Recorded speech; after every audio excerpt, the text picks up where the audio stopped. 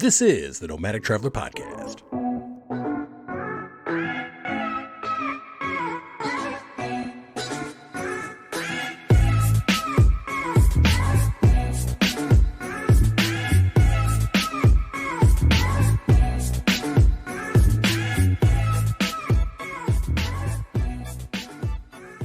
Welcome to the Nomadic Traveler Podcast. I am your host, Jason, and our lovely and wonderful co-hostess here is always Miss Nicole. What up?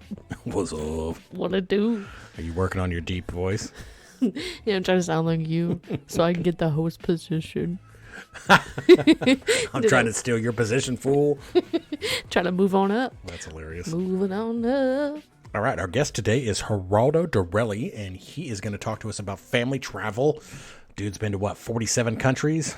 Yes. And his son's been to 23 or something. I believe that's correct. So yes. It's very cool. He's got tons of tips for us and lots of ideas for places to go.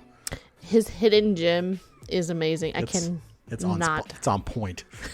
I feel like my list of go-to places is getting longer, but that one I think might be close to the top now. I agree. It's going to be amazing. And you guys will not want to miss his project he's doing. So he's doing a travel-related project with his son. It's very cool. It's like a 10-year project, and it is amazing. You guys are going to love it. And I think he's going to let us give you guys like a snippet of it as a link. Did he say so? I think he did. I think he's going to hook us up with his Instagram. Yes. And it's on his Instagram. So if you guys want to go check it out, you feel free. Check it out.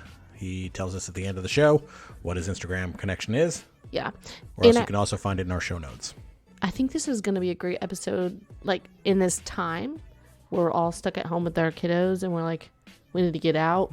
This episode's going to be inspiring. Dreaming about what you're going to do next. Yes. Run the world. Take over the world. We run the world.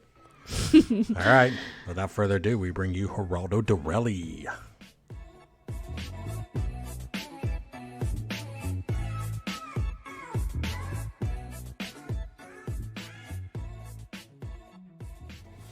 All right, we'd like to welcome Haroldo to the show today, and he's going to talk to us about family travel. How you doing today, bud?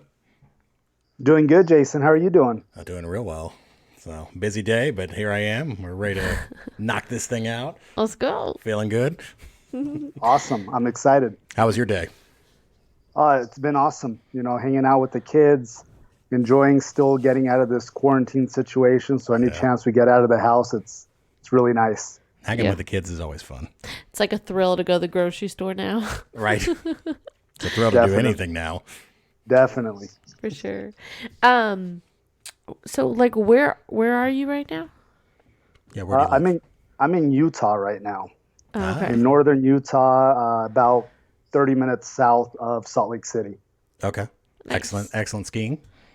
Oh, amazing. Well, I snowboard, so Okay. snowboarding is amazing. But yeah, we have people from all over the world that come here to Utah and enjoy the greatest snow on earth. At least that's what the license plates say. Right. Is we got the greatest snow on earth. That's the claim to fame, right? Yes. Yep. Never done that. That's a sport I'd like to try. Well, we have a 500-mile race here, and that's our big claim to fame. So I guess everybody's got to have something, right? Everybody's got something. That's all we got.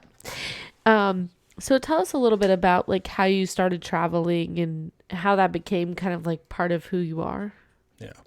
Yeah, well, it's actually interesting, thinking back, I think it actually comes down even before I was born. My dad is originally from Uruguay and my mom's Colombian. So if you put picture South America in your head, Colombia is northwest of South America and Uruguay southeast of South America. So, back in the 80s, there wasn't internet back then and meeting people online didn't exist. And so my dad had always enjoyed traveling, and he eventually hitchhiked actually all the way from Uruguay all the way up to Colombia, getting jobs along the way in different cities, different countries, and eventually made it up to Bogota. And he actually met two brothers at the time. And these two brothers and my dad, they hung out and just did everything together. And ironically, one day they go to a church dance and they meet three sisters. And long story short, each one of the guys married one of the sisters. Really? And so, yeah, it's crazy how that happened. But to this day, they're all married to each other. They've all started their families and have grandkids now. But my dad, he always had this, the American dream, right? To be able to leave his country of origin and be able to create a future for his family. So eventually, this was during the Ronald Reagan era. They were able to get the paperwork to be able to come to the U.S. So I'm first generation American, I guess you could say. I was born in Los Angeles. My parents were living out of a car at the time, and they started working and started building that American dream. Well, my dad had already traveled a ton with my mom, and they just had this passion for traveling. So because we weren't the most financially blessed people yet at that time, we did a lot of road trips across the U.S. My dad he couldn't sit in one place for too long, so we started traveling all over the country. Eventually, he actually landed a job working for an airline, and that's completely where everything changed for us, where now we actually started traveling not only throughout the whole United States, but into different parts of the world, and that's kind of where I just started getting the bug for it. And eventually, as I started getting older, I realized that, man, I have to find something I can do in my life where it could allow me to travel and I can have the freedom to travel and see new places, and not being restricted to, being in one place. I go crazy if I'm in one place for too long. And so that's kind of how it all started. From way before I was born, my family was a family of travelers. So, it's my biggest passion. So do you rent where you're at now, or do you actually own a place where you're at now?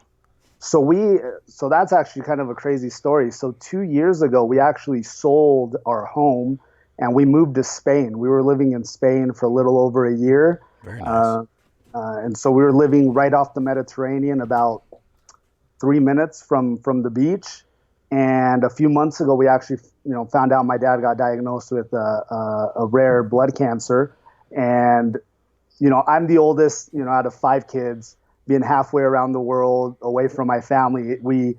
Luckily, we've been able to have a laptop lifestyle where we can go wherever we want, whenever we need to. So we decided to pack up and move back to the States, and we've been here. But I got to tell you, the itch is there. The itch is coming back for us to go on another adventure. It was incredible living in Europe for a little over a year. And we're actually looking right now, just because of this whole situation we're in, the dollar is really good in certain countries. So we're actually looking at buying our first overseas home in Brazil. Nice. So kind of our goal is to be able to have a home here in the U.S., but then have a home in Brazil and have a home in Spain again. So kind of have different bases, I guess we could say, in different parts of the world, and strategically spend times of the year in certain countries so we can have access to different parts of the world. So that's where we're at right now. We'll see once we get out of this situation where we go next. I like your style, man. That's a good plan. That is so cool. That's what I want to do. Do you speak Spanish? Yeah, so I grew up speaking Spanish. It was my first language. I learned English when I went to school. When I started kindergarten, it was kind of I was the kid that they would pull out for a couple hours out of the day to go show flashcards and learn, words like house and cars, and eventually I learned the language. I lived in Brazil for a couple of years. When I was 19, I went and did a missionary service for my church out in Brazil. So I learned Portuguese. And then ironically, 2 years after I came back home, I met a Brazilian girl, and we dated for a year and been married for 11 years now. So I get to practice my Portuguese pretty often. Nice. Congratulations. That's awesome. Oh, wait, going back, how is Dad okay now? My dad is doing amazing. He's doing really well. He did his chemo, his radiation treatments. He did a stem cell transplant as well. He went against the doctor's orders, and he really wanted to apply some natural options as well to be able to support his body during the treatments, which I don't know about, if you've ever seen, being in a hospital when people are going through their chemo treatments, it's heartbreaking just to see what the chemo does to the body. Yeah. So, he's doing amazing. It really, being able to support his body helped him out a bunch. It was kind of crazy showing up at the hospital. He's joking around with the nurses, and it was incredible to see just how well he's doing. And what was he doing to try to help himself stay healthy? Yeah, so was it a special diet or? Yeah, through diet, through some natural products that activate the body to essentially support the body at a cellular level. Okay. Every cancer starts in the cells. So if you can keep your cells healthy, if you can keep them functioning the way they're supposed to, the quality of life, the body's going to take care of itself. And so, going through the chemo and destroying the cancer cells, it also destroys the good cells. And so for him to be able to support his body that way, it was night and day difference when I was in the hospital and seeing him and the other patients. So, I'm glad, he's doing well. And that's kind of given us now the addition that bug has come back because we came back for him to be near him. Yeah. But now that he's doing much better, the cancer they've been able to control it. Now it's okay. We're off to next. We can come back if we need to. Very good. Yeah, has that kind of given you a different outlook on your travel at all? Oh, absolutely. I mean, you look at just traveling in general. For me, it's there's a quote that I really like where it says, life is a book, and those who don't travel only read a page. And for me, for my family, it's just become, just a way of life for us. I believe life is all about experiences. It's all about the memories that you're creating with your loved ones. That's why we focus so much on traveling as a family because, the other day I had the opportunity to buy my son a bike and teach him how to ride a bike, right? There's certain skills, certain things that's really good just to know how to do. But in terms of just buying toys, I don't know if you guys have kids, but, kids, you have, bins full of toys and they're excited about it for, a few days or a week or so, and then they're ready for the next one, right? So for us, it's really been, we'll give them the essentials for them to kind of stay busy. But, we feel the best way to give and be able to have those experiences as a family, it's going to be a much more, something more memorable for the kids than, oh yeah, I remember when my dad bought me that one toy. Right. I'd much rather go and take him on a camel in Egypt or those type of experiences. For sure. I know that's something that I do with my daughter is I say, do you want a birthday party or do you want to go somewhere? Those are her two, and she always picks go somewhere. Yeah. Generally, I mean, I love that. Yeah, but we talk about that a lot on this show about doing experiences versus having a lot of crap that you're just going to throw away and go to the landfill. Especially like little kids' toys that are all just cheap plastic that's all just going to fall apart. And, it's all just going to be pitched within a year or two. Well, and generally you don't look back and think, I got a xylophone on my 3rd birthday. Like who remembers that? Exactly. I was just going to say, the way I look at it is at the end of the day, we're all going to die one day, right? Yeah. And, we're going to be on our deathbed, maybe when we're, whatever, how old we are. When we look back, at that moment, we're going to be thinking about, the things I did, right? We're not going to be thinking about, oh man, I'm sure glad I bought that Beamer when I was 35. Right. I'm sure glad I earned that bonus. I'm going to be thinking about the memories. I'm going to be thinking about the experiences. But the one thing I am going to be thinking about as well is the things I didn't do, right? We end up regretting more the things that we didn't do than the things we actually did. And so I'm all about, let's just go and make the most of this time that we have, because, the most precious thing that we have in our life is our time here, because it goes by really quick. I'm turning 35 in 6 weeks, and it feels like I was graduating high school yesterday, so it's all about, for me, it's all about those experiences and creating those memories. Speaking of bikes, do you want to tell us about your experience trying to teach your daughter to ride a bike? No. So my daughter's birthday is coming up as well, and I asked her if she wanted a bike to get prepared for her birthday. That could be her present, and she can learn to ride a bike. Been our goal for the past 2 summers, I think. And it's not going well. Nope. I think that's not my talent. I work with kids. I don't think it's anything to do with you. No?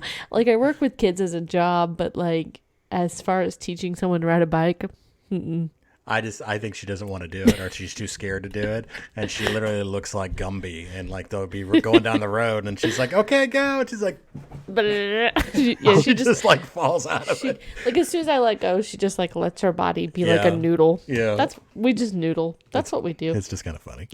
Yeah. Well, every kid's different, you know. Maybe who knows? She ends up being some famous artist one day. Right. Well, that's what I said too. Yeah. Yeah, maybe riding bikes is just not her thing. Right. Yeah. No, she's funny. She's just, I don't know. It's a good time. Is your little guy doing no training wheels yet, or? So I don't want to be that guy, but he actually killed it. He did Really? within 15 minutes. We were on a bike ride yesterday. He's like, "Oh look, Dad, no hands," and look at me, and he like takes his feet off the pedals and puts it like on the frame. So I mean, he's just one of those type of kids where things just come natural to him. When it comes to school, he likes to make excuses to try and get out of things. Yeah. But when it comes to doing outdoors things or playing soccer or riding bikes, it's just natural to him. Yeah. That kind of sounds like my son. So yeah. He did pretty well with the bike. He's really super into video games. But it's the same thing. It's every excuse in the world when it comes to school. Yeah. Anything he can come up with. My daughter's the opposite. Yeah. Kids are going to be kids. Yeah, and then her daughter is super smart at school, so she's going to be like a genius because she can literally do things with like no effort at all. Mm-hmm. I just say like, go do your work, and it's over, which is cool. Yeah. Find your passions and encourage them. You know, just I think that's the most we can do as parents is help them identify what they love and be their support system. Yeah. So for sure. As far as traveling, like what does your son think about traveling? Like does he talk about it a lot? Does he remember a lot of the trips that you go on? What does that look like for you guys? Yeah. So he's caught the bug just like we have. He loves it. He brings it up every day. His favorite cartoon, for those of you parents that listen to this, if you have Netflix, look up this cartoon called Ollie and Moon. We actually found this show when we were living in Spain, and it's a really cute show. It's about these two little cats that literally live the life that I think all of us wish we could live. They have their own jet that at any time they say, "Hey, I'm having a brainstorm. We should go to Australia or we should go to Kenya or whatever." And boom, they're traveling to those countries. But he loves watching that show because every country they go to, they whether it's different foods or whether it's different parts of history or whatever it is, they're teaching that through the cartoon. And so my son, that's what he loves to watch. If he wakes up before we do in the morning, surely enough, if I come downstairs, he's going to be watching Ollie and Moon. And that's where it kind of sparks those ideas of, just the other day he said, "Dad, the next 3 places I want to go to are Canada," which he's already been there. But he's like, "I want to go back to Canada. I want to go to New York City, and I want to go to Kenya." And it's because Ollie and Moon went there. And, he wants to go and see the places that Ollie and Moon went to. So for him, travel is just, he started doing it when he was 3 months old. The first place he ever went to was Puerto Rico. I went out there for business and I brought the family along. And since then, it's been, whether it's Brazil or throughout South America or Europe or Northern Africa or Asia.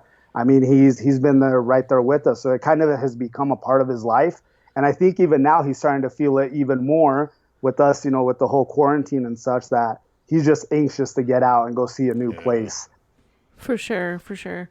What would you say to parents? Because I know a lot of parents who like strictly choose to travel without their kiddos, especially like overseas, or like extended trips. Like, do you have any tips for like making it enjoyable with your kids for people who might be a little cautious of that? Yeah. So I'll tell you, when our son was about 8 months old, or actually a year and a half, he was a year and a half, my wife and we took a trip to South Korea and Thailand. We'd always wanted to go out there. I actually wanted to get certified. I scuba dive and I got certified in Thailand. And we took that trip without our son Lorenzo. So he stayed back home. And I got to tell you, at least for us, the entire time we were out there, we just kept thinking, "Oh, what's Lorenzo doing now? Do you think he's okay? Do you think my parents are, giving him the attention he needs?" And that was just on our mind the whole time. And we made the decision at that point. We had an amazing time together. But at that point, we made the decision, we're like, you know what? We're having incredible experiences out here. We should bring him. And we've never regretted it. You know, as a 7-year-old that he just turned 7, he's been to 23 countries now. And for us, it's been just, an incredible experience. So what I tell parents whenever the question comes up, I think with media this day and age, they, as we've seen with even recently, they have a way of putting fear into people, right? So, I remember in 2015, I put together a trip where we were going to literally fly from Salt Lake City. We wanted to do a whole Egypt, Israel to Jordan, Turkey. We kind of wanted to hit that region. Nice. The world. And I remember I started getting called out. I started getting criticism from friends and family saying, how are you crazy to go take your kid, 2.5-year-old kid to Turkey, to Egypt, where they had the revolution just a few years earlier. And I said, you know what, like, it's a place we've always wanted to go to. It's that we believe it's going to be a great experience.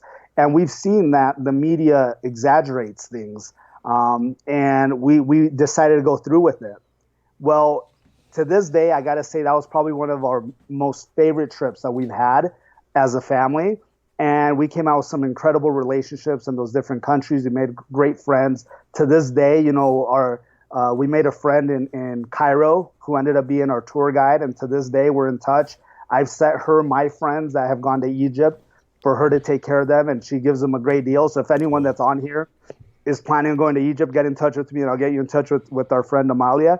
We had an incredible experience. So my tip for parents is if you want to go, make the decision. I think that's the first step, is just make the decision.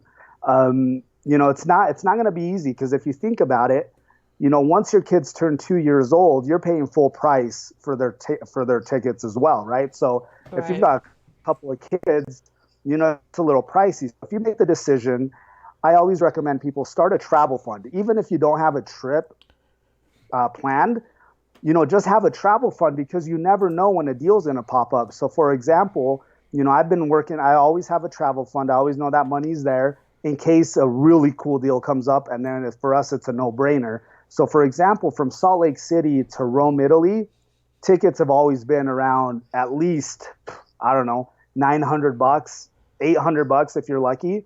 And one day I just happened to jump on Delta.com, and there was a deal nonstop. They were doing this promo to look at flights from Salt Lake City nonstop to Rome for $450 round trip. Wow. For me, it was like, yeah, on the spot, I booked it. Yeah. So it's, one thing I tell parents is, even if you don't have a trip that you're planning, just have that fund there. Whether it's $100 that you can pull out a month, or $200 a month, whatever it is. Just set it aside, because you never know when a cool deal will come up, and you can take your entire family on a trip. So, one other recommendation I would say, if you're going to start going out, I would say start small, go somewhere not that far, just kind of to get the experience of traveling on a plane with kids.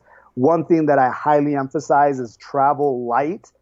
You realize very quickly when you travel that you don't need all the stuff that you have in your bag. So I always say, pack whatever you think you need, and then get rid of probably half of it, before you leave your house.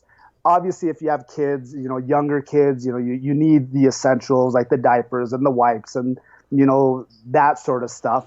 But, travel as light as you can, because you'll be surprised how much stuff you actually end up using.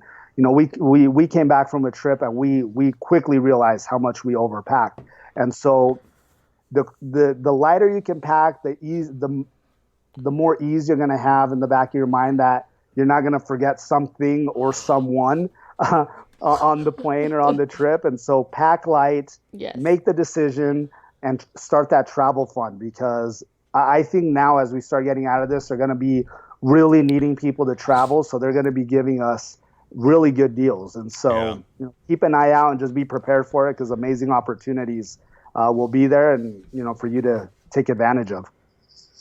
Well, that's what I think too. I think there's going to be some killer airline deals coming up soon. For sure. And how many times have we come back with like a suitcase half unused? Yeah. I think that's so true. Very true. And it brings less stress when you don't have like tons of crap. I always overpack, and I've got to stop doing that. You do. For sure. That's cool. And also, if you don't overpack, that forces you, if you need something, wherever you are, to like explore the area and find that. I mean, whatever you need. Gives you more reason to explore. You always pick up a shirt there, and then you got a souvenir. Yeah, or Exactly. I mean, or something else. Unless you're in the middle of the Amazon where you need to go and, there's a really high chance that you'll find a store or somewhere to buy the things that you end up needing at some point. Yeah, that's very true. Excuse me. So, here's a good question. How does travel bring your family together? Oof, yeah, that's a good one. I look at traveling as a family. It's the best. We've done it so much. It's not always easy. I got to tell you, if you're going to go travel somewhere, especially if you want to go sightseeing, we started to do trips where we take a more leisure like approach. We take it really easy with kids. Before, when we didn't have kids, it was literally, we had our list of all the places we wanted to see, and we would cram a ton of things into the schedule. But with kids, we've learned that it's okay just to take it easy, right? They have a schedule. If you have a younger kid, yeah. They may need to have their naps, right? They take multiple naps a day, or their feedings. I mean, so we take that into account, but it's all part of the experience, right? So we bought, for example, a stroller. We paid a little bit more for it, but it was a really good stroller where it was very convenient. Where when our son was awake, he was sitting there, but if it was his nap time, we would just drop it. And he was almost laying flat, and he would sleep for his hour and a half, whatever his nap schedule was. Mm-hmm. But we were still on the go, right? Yeah. So. But the thing that I love about traveling with our family is like I mentioned before, it's creating those memories. I'd love to, one day see my son, when he has his kids and he can share all his experiences that he had with us.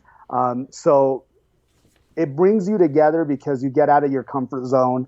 You're experiencing something together as a family. Mm-hmm. I had the opportunity in 2013 to travel to Istanbul. Literally for 2 days.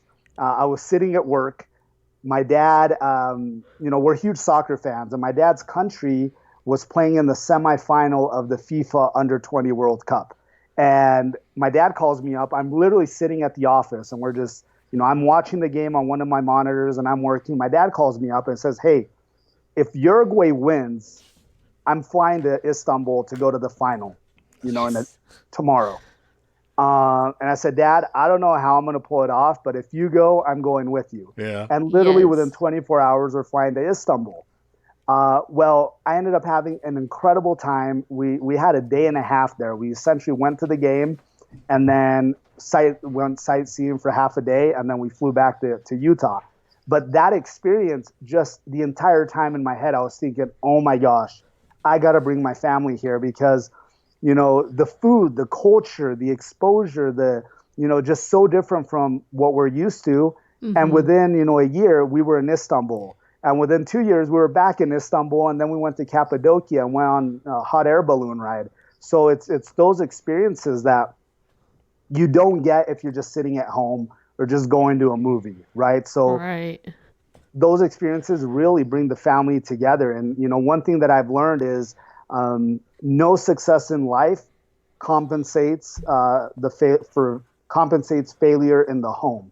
So the more we can be together as a family, I'd much rather not earn $1 million or $2 million a year, but knowing that I did the best I could to do things together as a family. And so traveling as a family, it's an incredible experience. Yeah. I kind of have to digest that. Like, I love that. No success compensates failure in the home. That's a good one. I like that. I wanted to write that in the show notes. That's good. So, one thing I want to say is I'm not too proud to admit when I don't know something. What is Cappadocia? Oh, my gosh. I don't know what that is. Cappadocia. No, you're totally fine. So Cappadocia, funny enough, my wife's Brazilian, right? So in Brazil, they're very well known for their soap operas. They love their soap operas. And there's a soap opera of a family, a Brazilian family that is living in Turkey in this area, in this region of Turkey called Cappadocia. Okay. And it's really famous for its landscape. They have these really interesting type of coned rocks, like the desert people back in the day. And even to this day, there are people that live in like these caves in these cone-shaped rocks. The landscape's incredible. So we saw this on this soap opera, and my wife said, I have to go there. And they're really famous for, these hot air balloon rides at sunrise. So you have to wake up at 4 a.m. to make this happen, and the weather has to be perfect. So we went there in 2018. We ended up going to the World Cup in Russia, and we took a week and snuck away from the World Cup and went down to Turkey because we really wanted to go to Cappadocia. And 3 days in a row, they had to cancel our hot air balloon ride because the weather was just a little bit off that we couldn't do it. But if you look it up online, Cappadocia, you're going to see some incredible pictures, and just the landscape, the scenery, the food, the people. Is just a really cool region of Turkey. It's kind of almost right in the middle of Turkey if you look at the whole country. Very nice. I'm going to have to add that to the list now. You should. You'll love it.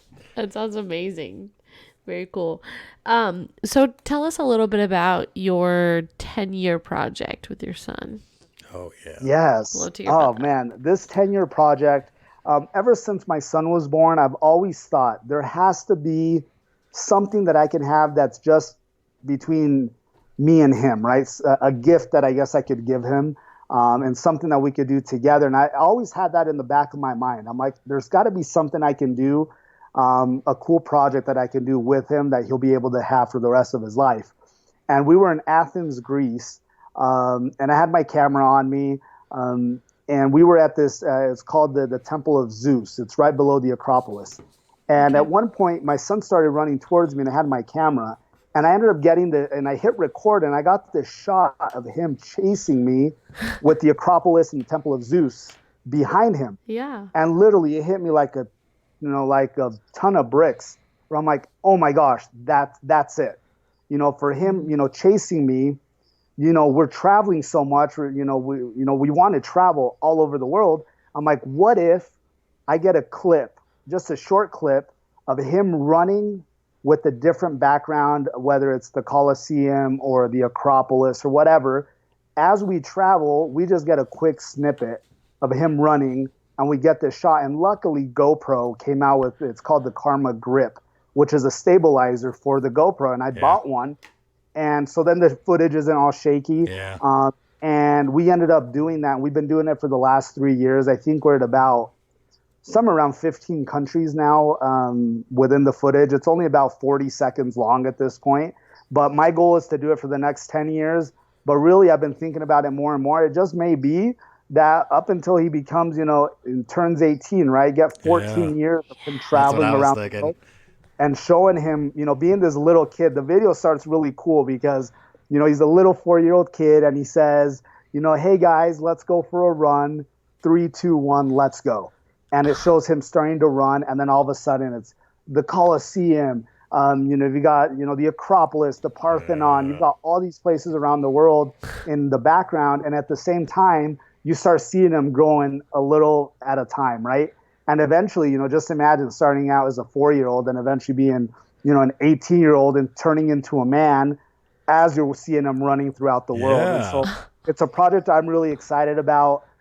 People have told me, just, don't share it with anyone. Just keep it a secret until he turns 18. But I mean, if it's, the way I look at it as is, if there's other people that are traveling, why not do that for their kids as well? I looked up on YouTube, and, YouTube, they've done something similar where they've done a time lapse essentially of their kids growing up, but they're literally standing behind a wall and it just shows them as a little baby, and they're growing up, and great, but they're in the same place.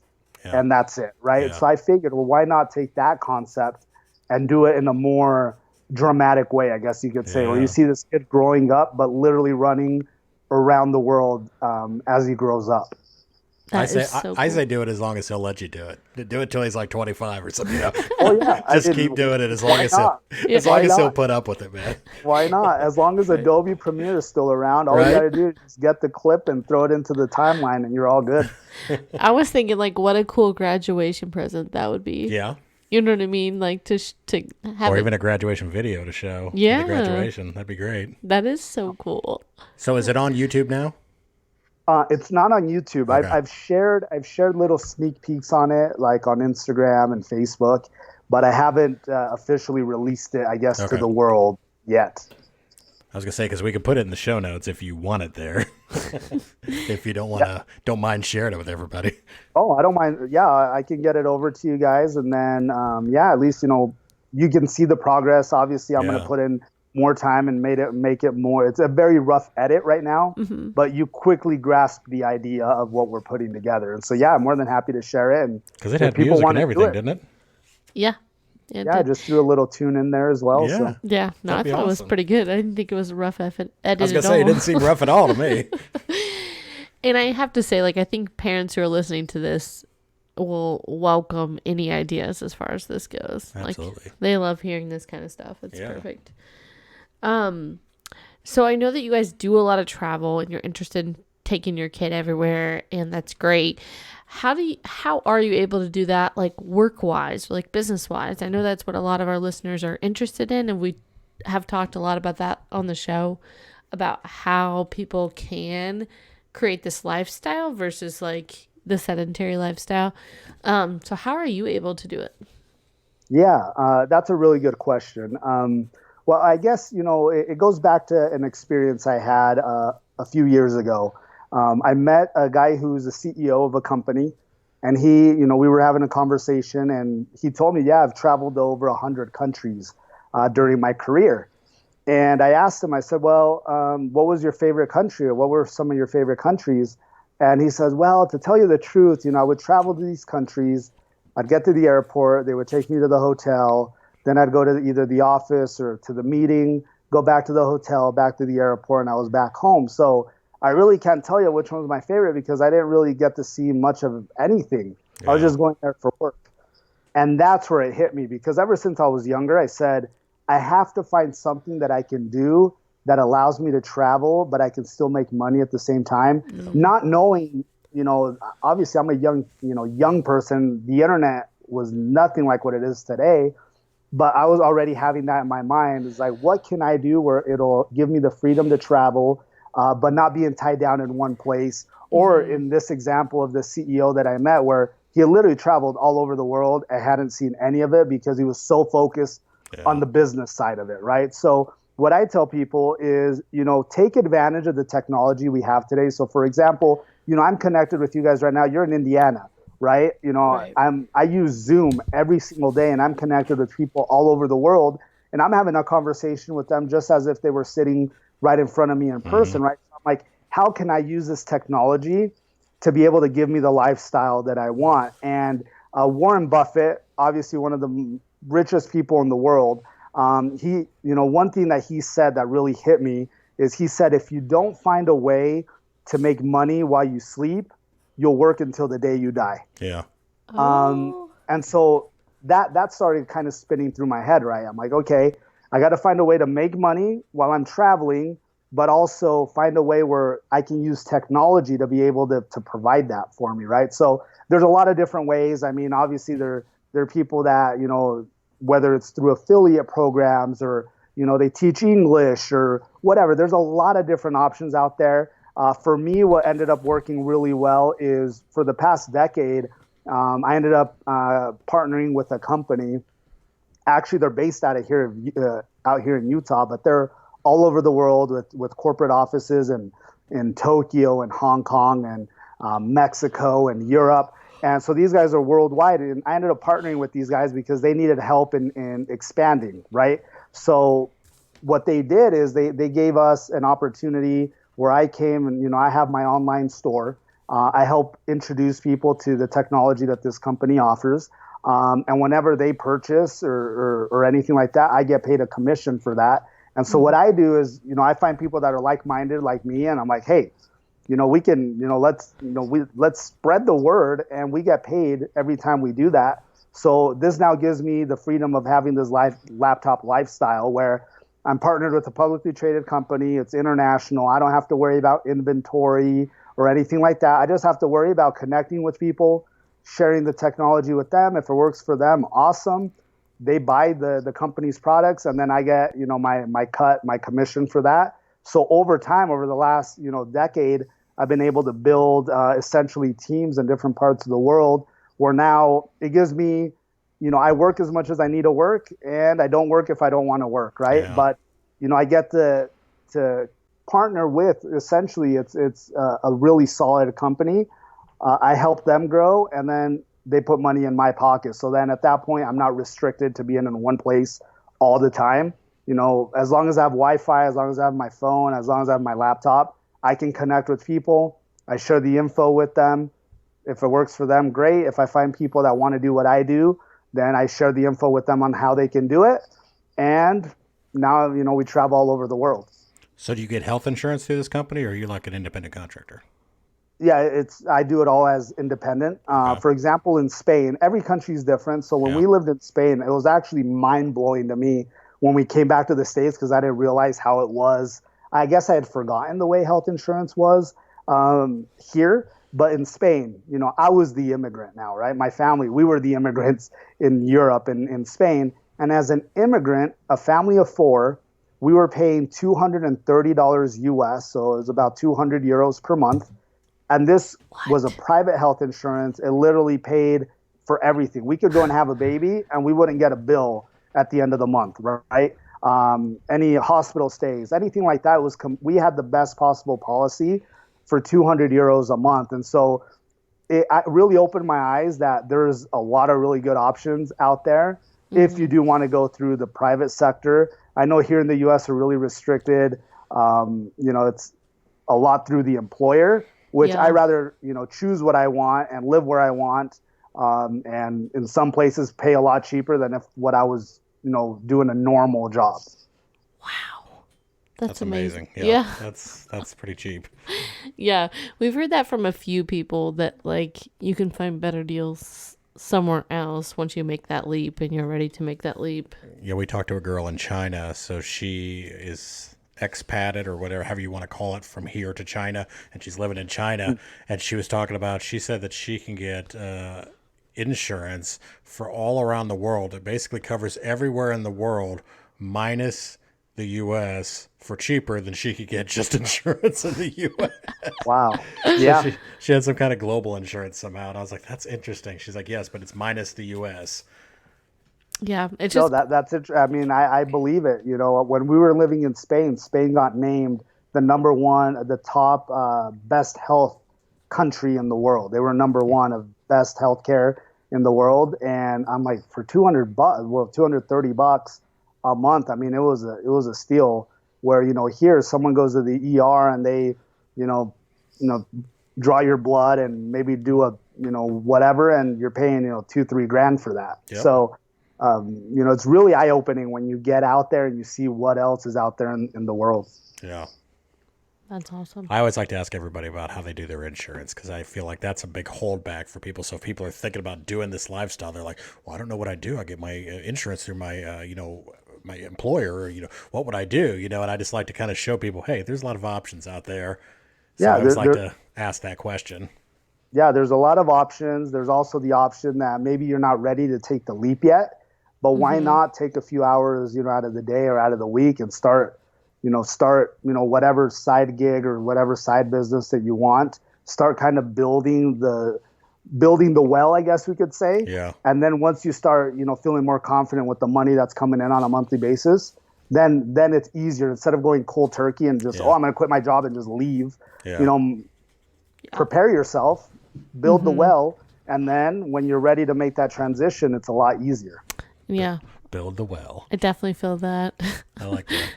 I feel like you have to kind of work a little bit harder on the side in the beginning, and then you can kind of have your time. So yeah, I feel that. Yeah, for sure. You got to be willing to do the things now that other people don't want to do, but then later on you'll be able to do the things that other people can't do. Right. So who said that? I've heard that before. That's from a book. Is that from 4 Hour Workweek? It might be. Have probably. you read that? I don't know. I've heard it. It kind of just stuck with me. Yeah, no, I love that. I know I've heard that somewhere. I've read it. Yeah. I love it. Yeah, there's lots of different ways to go on and do things and travel and still work. A lot of things we focused on have been like camper related or like camping related and how you can do that. But also, online. I don't know.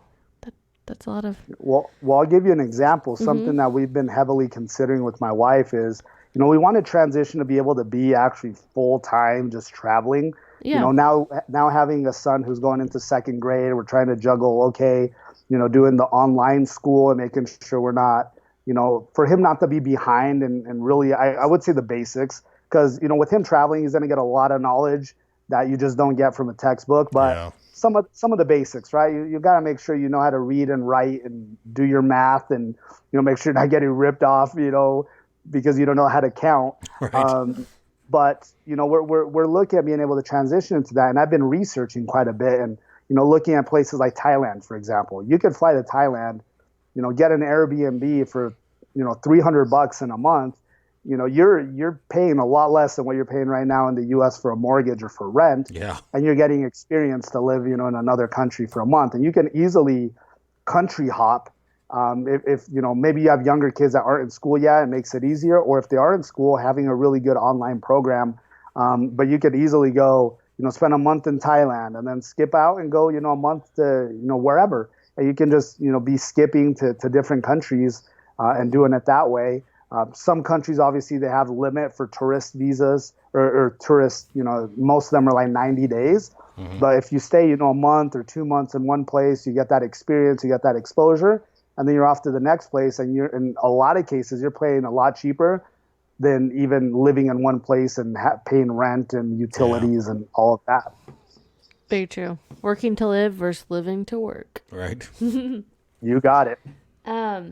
So tell us how, with all this like idea of travel and having that lifestyle, how are you doing right now? How are you holding up with the COVID, and what are you doing to like relieve that? So I gotta say, for everyone here, I mean, we're travelers, right? That's our passion. For us being limited and to being in one spot and not being able to leave, obviously it's been difficult because every single day I wake up, in the morning, I'm like, man, I just want to be somewhere else. I just want to be on a plane somewhere.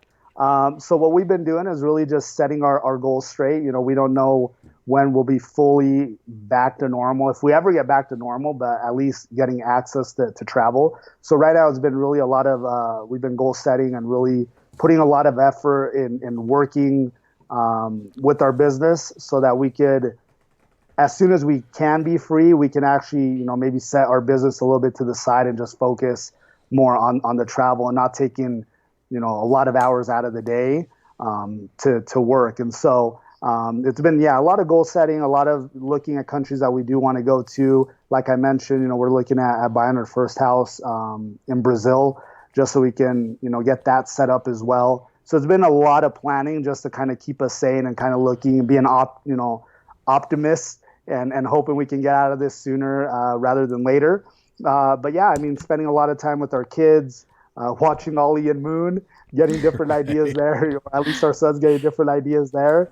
And yeah, I love photography. I love making videos. So I have been spending some time on TikTok as well and making my own little funny videos as well. Nice. But just trying to stay busy and looking for the future. I love it. Hey, I wanted to ask you, is Ollie and Moon, is it an English show or is it Spanish? So it's English. Okay. I think they actually live in Brooklyn, if I remember right. These cats live in Brooklyn. Okay. So it's English, but our son, so he speaks Portuguese. He learned Spanish when we lived in Spain, and obviously he speaks English. So he always asks me, hey, Dad, can I change it so I can listen to it in Spanish? Nice. Just so he can kind of stay fresh on the language. That. And so, yeah, you can change it to multiple languages. That's perfect. Is it on? What's it on? Netflix. Netflix. Okay. Yep. Thank you. All right. I love it. Okay. Well, we're going to move on to our wrap-up segments. Our first segment is Don't Do That. And the Don't Do That is a segment where you tell us a travel mistake that you have made somewhere along the line that other people can learn from and hopefully not make the same mistake themselves.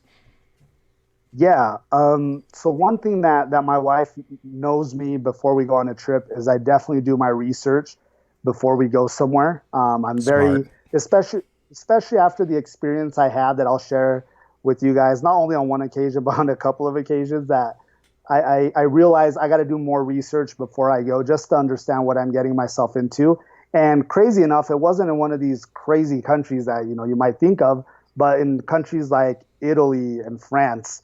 One thing that happens is as tourists, you stick out like a sore thumb, right? Yeah, So yeah. people True. immediately can look at you and they know you're not from there. So they're very quick in trying to take advantage of you. So I had, a couple of experiences where I learned from that moment that I got to do more research in looking at what other people have experienced so that I don't make the same mistake as well. So what I'll share with you guys is one experience that I had in France. I was in Paris, and the Sacré Cœur, I'm butchering it right now. My French is terrible, even though I took it for 3 years. But the Sacred Heart, right? And it's a big, like church, a basilica up on a big hill that overlooks all of Paris. My wife and I, we were in Paris. This is before we had kids. And, I pull out $200 a day. That was kind of like my limit at that time. Like at the most, we'll spend $200. And I pull out my 200, my two Benjamin Franklins. I put them in my wallet. I was going to exchange that money along the way during the day. Well, we're walking up to the church and we see a lot of people around this table.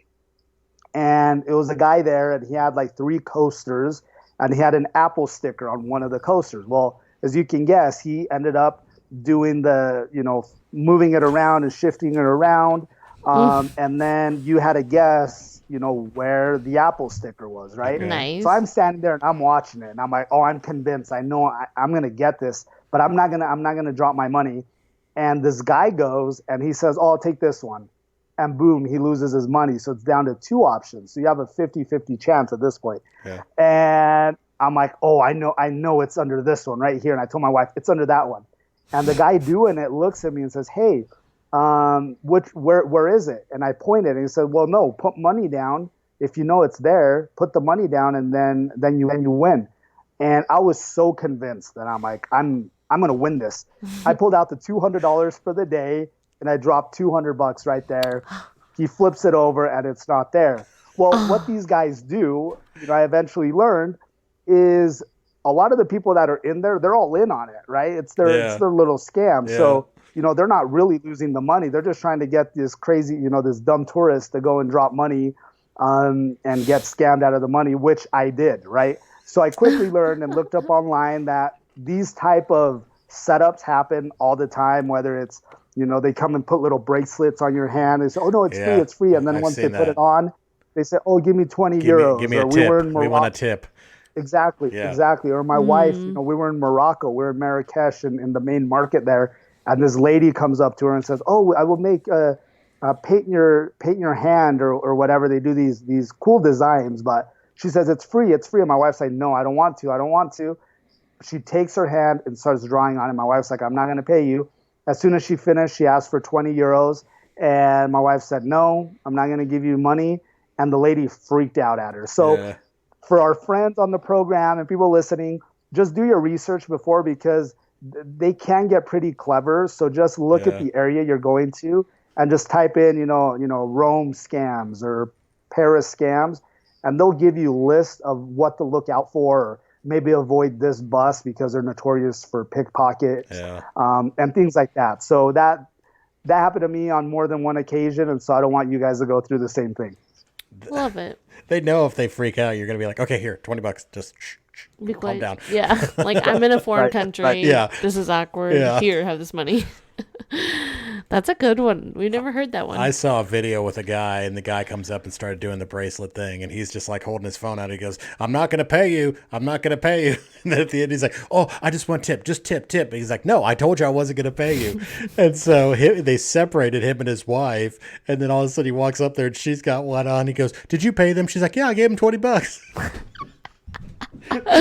So even though they didn't get him, they got her. That's so funny. Oh my goodness. It's hilarious. So you got to make sure that you guys work together as a team. You got to stay united. Be on the same page. I love it. Our last segment is today's Hidden Gem. And today's Hidden Gem is a place that you have been that's kind of off the beaten path that our listeners could go check out if they're ever in this area. And it can be anywhere you want. Yes, there's plenty of places. The one that whenever I hear people going to Italy, right, going to Rome, what do you picture when you think of Rome? You think of the Colosseum, you think of the Vatican, you think of the Pantheon, right?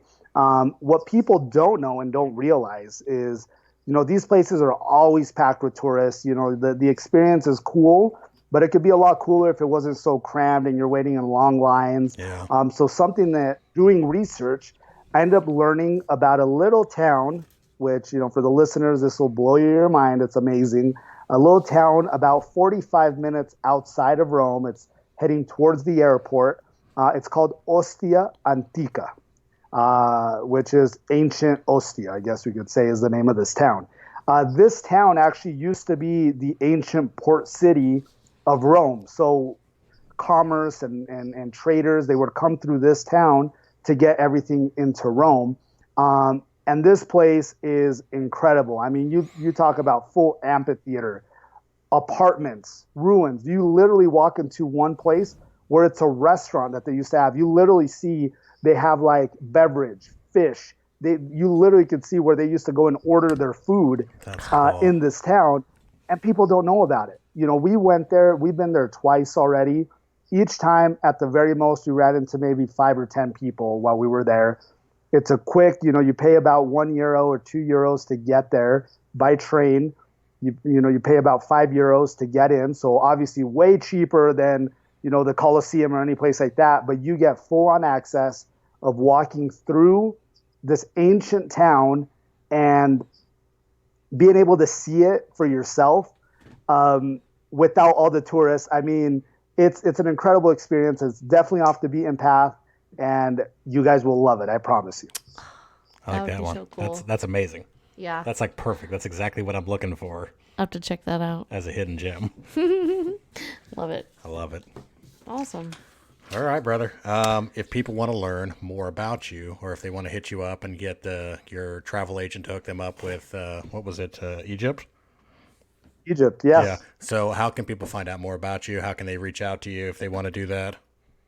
Yeah, I mean, I love being on social media. I love the way that you can connect with people worldwide. And so, my main, I guess, easiest way to get in touch with me, because I'm on it all the time, is Instagram.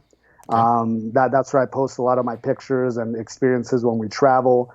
So my name, it's just my name. It's at Haroldo Darelli. So it's HAROLDO DARELLI.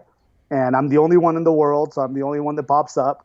And I mean, I love connecting with people, talking about travel, about life in general. So, if you guys want to DM me and connect, I'd love to meet as many of you as I can. That'd be awesome. That's awesome. We always talk about how cool it is to have friends around the world. Right. So I love it. People can connect with you and make their own friends. So at Haroldo Darelli, am I saying that right? Darelli. Darelli. HAROLDO, correct? Yep. And then DAR. Go ahead. DARELLI. Got it. DARELLI. Love it. I'm writing this down too, so as should everybody else out there. Are you? And writing one of my down? latest posts on there is actually this 10-year or this project that I'm working on with my son, so you guys could check it out. Perfect. Awesome. Very easily. Yeah, we'll put the link on our show notes for everybody to see. Perfect. Thank you so much for coming on, brother. We Yes. really appreciate it. Thank you so much. Thank you very much for having me on. I love talking about travel, as you guys can tell. And so, I really appreciate you giving me the opportunity to share some of our experiences. Yeah, for sure. No problem. We love having repeat guests on too. So when you get out there and you start traveling again, hit us back up. We'll have you back on again. Anytime. Yeah, perfect. Perfect. All right. Thanks, brother. Thanks. Be safe out there. You too.